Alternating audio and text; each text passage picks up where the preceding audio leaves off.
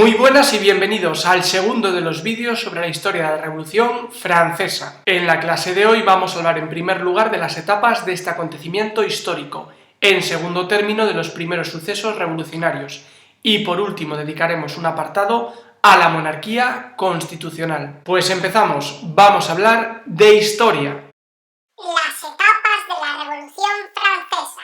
Iniciamos nuestro repaso estableciendo la cronología que tenéis aquí. El proceso revolucionario francés va de 1789 a 1815 y dentro de ese periodo, que dura un cuarto de siglo, distinguimos 5 etapas. La primera de ellas va de 1789 a 1792 e incluye tanto los acontecimientos iniciales de la revolución como la monarquía constitucional a partir de la aprobación de la Constitución de 1791. La segunda etapa es la Convención, que va desde la proclamación de la República en 1792 a la ejecución de Maximilien Robespierre en julio de 1794. Entre 1794 y 1799 el destino de Francia estuvo en manos de un gobierno republicano de corte moderado, el Directorio. Esa forma de gobierno y por tanto esa etapa tocó su fin cuando Napoleón Bonaparte dio un golpe de estado en noviembre de 1799, acontecimiento que conocemos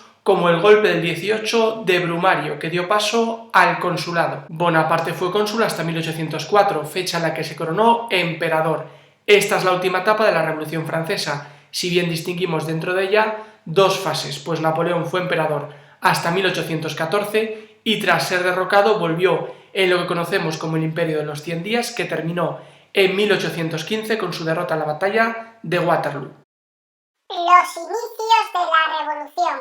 En 1788 la situación económica era tan desesperada en Francia que el rey Luis XVI y su ministro Jacques Necker llegaron a la conclusión de que los privilegiados debían asumir una mayor carga fiscal. Estos evidentemente no estaban de acuerdo y empezaron a presionar al rey para que convocara los Estados Generales, es decir, la Asamblea de Representación Estamental, donde iban representantes de la nobleza, del clero y del Estado llano. Un órgano, por cierto, que llevaba sin convocarse desde 1614. El problema es que al reunirse los Estados Generales en agosto de 1788, no hay ni siquiera un acuerdo sobre el sistema de votación. De esta manera, las reuniones se prolongan en el tiempo de manera improductiva, de tal modo que se llega al mes de mayo de 1789 sin que se hayan aportado soluciones a las propuestas del rey o a los cuadernos de quejas presentados por el pueblo. Sin embargo, hay un grupo mayoritario de representantes que está en contra del poder absoluto del rey. Estos mismos van a ser los que el 5 de mayo de 1789 se encierren en la sala del juego de la pelota y se constituyan a sí mismos en Asamblea Nacional, jurando no separarse hasta que no den una constitución a Francia. Y aunque no salen a la calle ni provocan ningún tipo de violencia, esto es a todas luces una revolución de tipo político, porque al declararse Asamblea Nacional indican que la soberanía recae en la nación que ellos representan y por tanto le están arrebatando poder al rey. Y por supuesto, cuando se comprometen a hacer una nueva constitución, están dejando claro que no reconocen la legalidad vigente. Sin embargo, Luis XVI no hace nada, de tal manera que la Asamblea continúa reuniéndose y aprobando documentos durante las siguientes semanas. Solo a mediados del mes de julio el monarca ordena que un ejército se acerque a la capital. Es en ese momento cuando el pueblo de París, que llevaba tiempo simpatizando con las ideas que salían de la asamblea y que había pasado hambre como consecuencia de la carestía de alimentos,